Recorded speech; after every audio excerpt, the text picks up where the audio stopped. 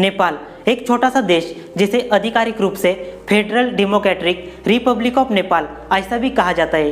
कई लोगों के लिए नेपाल का सबसे बड़ा आकर्षण वहाँ के लोग हैं। नेपाल के हिंदू, बौद्ध, अन्य सांस्कृतिक स्थल और साल भर का साफ मौसम एक मजबूत आकर्षण बनाता है, जिसे हम माउंट एवरेस्ट का देश और गौतम बुद्ध का जन्मस्थान भी बोल सकते हैं। 2018 के वर्ल्ड हैप्पी कंट्री रिपोर्ट के अनुसार नेपाल 101 नंबर पर आता था, लेकिन अभी 2021 में 87 नंबर पर आता है।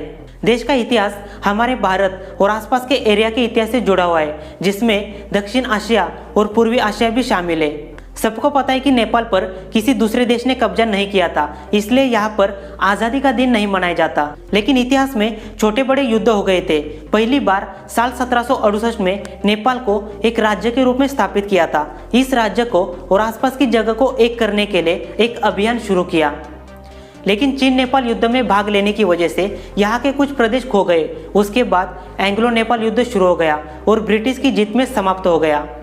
28 मई 2008 को नेपाल को गणतंत्र बना दिया, मतलब federal democratic Republic of Nepal. आप दुनिया के किसी भी देश के झंडे को देखोगे तो एक बात समझ में आएगी, या तो झंडा आयताकार होता है या चौरस। लेकिन नेपाल का झंडा दुनिया से काफ़ी अलग है, क्योंकि दुनिया में यही एकमात्र ऐसा झंडा है जो ट्रायंगुलर है। International union for conservation of nature मतलब IUCN के अनुसार एक बात पता चली, दुनिया में वन हॉर्न राइनोसोरस मतलब एक सींग वाले गेंडे की प्रजाति विलुप्त होने के कगार पर है। शुरू में नेपाल में इनकी आबादी सबसे ज़्यादा थी, लेकिन आज सिर्फ 700 रह गई। 2021 में देश की आबादी 2 करोड़ 90 लाख है और कुछ ही सालों में 3 करोड़ तक चली जाएगी। यहाँ का सबसे बड़ा टूरिस्ट अट्रैक्शन काठमांडू शहर है और आबादी 14 लाख से भी ज़्यादा है।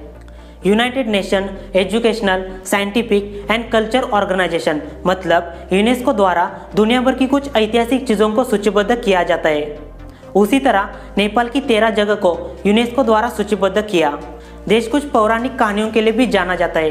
एती मतलब मिथिकल क्रिएचर या उसे हिमालय फोकलोरे भी कहा जाता है। तिब्बत, भूटान और नेपाल की कई सारी जगह पर एती की कहानियाँ लोकप्रिय हो गई थी। इसलिए साल 1958 में एक प्रसिद्ध खोजकर्ता और पर्वतारोही सर एडमंड हिलरी ने इस रहस्यमय जानवर को ढूंढने के लिए एक अभियान शुरू किया, लेकिन अफसोस की बात उन्हें खाली हाथ वापस आना पड़ा। देश में छोटे बड़े काफ़ी सारे शहर हैं, लेकिन इसमें से 10 शहर सबसे बड़े हैं। पोखरे, ललितपुर, बीरगंज, विराटनगर, भरतपुर, जनकपुर, हेतोदा, नेपालगंज और इतहरी। पहले नंबर पर काठमांडू का नाम आता है। दुनिया में किसी भी देश की इकोनॉमी या तो एक्सपोर्ट चीज़ों पर डिपेंड होती है या उनके देश में जितना संसाधन है उसके ऊपर निर्भर होती है। नेपाल ज़्यादातर कारपेट, टेक्सटाइल, चाय और प्लास्टिक निर्यात करता है। इसके मुख्य निर्यात भागीदारों में भारत, अमेरिका, बांग्लादेश और जर्मनी शामिल है। एलिफेंट पोलो नाम का खेल देश में खेला जाता है। इसे खेलने की शुरुआत नेपाल ने ही की थी। यहाँ का टाइगर टॉप एलिफेंट पोलो का मुख्यालय और दुनिया के एलिफेंट पोलो चैंपियनशिप का साइट बन चुका है। पहली बार साल 1982 में 2 ब्रिटिश लोगों ने खेल की शुरुआत की थी, जिनका नाम था जिम एडवर्ड और जेम्स मेन क्लार्क। आज इस खेल को सिर्फ नेपाल में नहीं बल्कि इंग्लैंड, स्कॉटलैंड, थाईलैंड और भारत के राजस्थान राज्य में भी खेला जाता है। देश का राष्ट्रीय खेल वॉलीबॉल है। 23 मई 2017 को वॉलीबॉल को राष्ट्रीय खेल घोषित किया, लेकिन देश ने आज तक ओलंपिक पदक नहीं जीता।